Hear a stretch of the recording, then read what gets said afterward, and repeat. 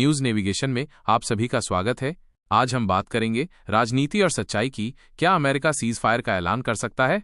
America कौन होता है सीज फायर का ऐलान करने वाला? यह सवाल जितना सरल लगता है, जवाब उतना ही जटिल और राजनीतिक है। अमेरिका का खुद का कोई इलाका जंग से नहीं जल रहा, उसके अपने बच्चे बमों की आवाज में नहीं सो रहे, उसकी अपनी सरहदें मिसाइलों से नहीं कंपक पा रही, फिर भी वो सीज फायर का एजेंडा लेकर आता है। क्यों? क्योंकि अमेरिका खुद को दुनिया का ग्लोबल पुलिसमैन मानता है। जैसे गांव के किसी झगड़े में कोई ताकतवर तीसरा आदमी आकर दोनों पक्षों को सुलह के लिए मजबूर करता है, ठीक वैसे ही अमेरिका भी अंतर्राष्ट्रीय मंच पर वही भूमिका निभाता है। लेकिन फर्क यह है कि यहाँ खेल सीधा नहीं, बल्कि कई परतों वाला होता है। सुलह का दबाव और बराबरी की ताकत का सिद्धांत। मान लीजिए किसी गांव में दो परिवार आपस में लड़ते हैं। दोनों बराबर की ताकत रखते हैं, दोनों के पास हथियार भी हैं और समर्थन भी। ऐसे में गांव का कोई तीसरा ताकतवर व्यक्ति आकर कहता है, अब लड़ाई बंद करो, दोनों पक्ष बैठो और समझौता करो। यह बात कुछ हद तक तर्कसंगत भी लगती है, क्योंकि दोनों पक्षों के बीच कोई भी एक दूसरे को पूरी तरह झुका नहीं सकता। लेकिन जब एक पक्ष कमजोर हो और दूसरा ताकतवर, तब कहानी बदल जाती है। ताकतवर पक्ष ये कहता है कि पहले वो माफी मांगे, पहले वो सरेंडर करे, तभी सुलह होगी। यानी पहले कमजोर को घुटनों पर लाया जाए, फिर ही किसी समझौते की बात हो।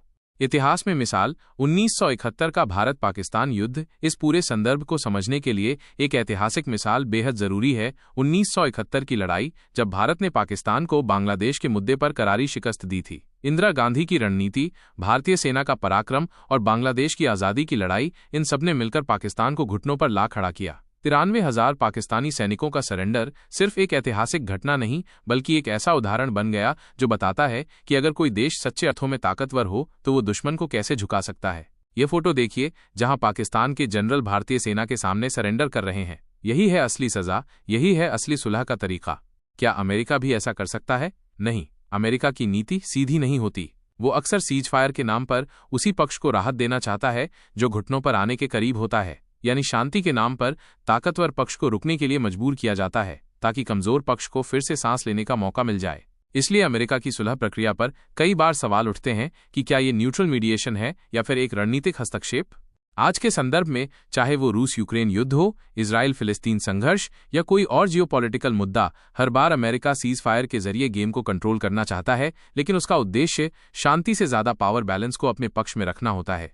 सुलह तब होती है जब सम्मान के साथ हो, घुटनों पर लाकर की गई शांति असली शांति नहीं होती। और सीज फायर तभी मायने रखता है जब दोनों पक्ष अपनी शर्तों पर रुकें, न कि किसी तीसरे के दबाव में। इंदिरा गांधी की तरह अगर कोई देश शांति लाना चाहता है तो पहले उसे दुश्मन को ये दिखाना पड़ता है कि हम न सिर्फ जवाब देने में सक्षम हैं, बल्कि इतिहास भी बना सकते हैं। आखिरी बात, आज जब भी कोई अमेरिका जैसा देश सीज फायर की बात करता है तो हमें समझना चाहिए कि ये सिर्फ एक शब्द नहीं, बल्कि एक रणनीति है। शांति की असली ताकत तब होती है जब वो सम्मान के साथ हो, समानता के साथ होना कि दबाव और रणनीति के तहत। इसके बारे में आपकी राय जरूर साझा करें। क्या सीज फायर सही है या समझौता सही है, या हमारा अभी भी बदला बाकी है? कमेंट में बताएं। धन्यवाद।